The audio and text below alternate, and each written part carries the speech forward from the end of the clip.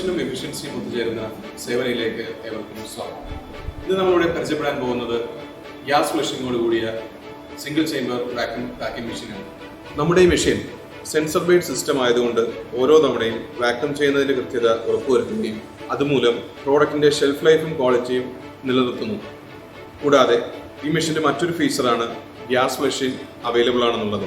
ഈ മെഷീന്റെ കൂടുതൽ പ്രവർത്തനങ്ങൾ അറിയുന്നതിലേക്കായി നമുക്കൊരു ഡെമോയിലേക്ക് കടക്കാം.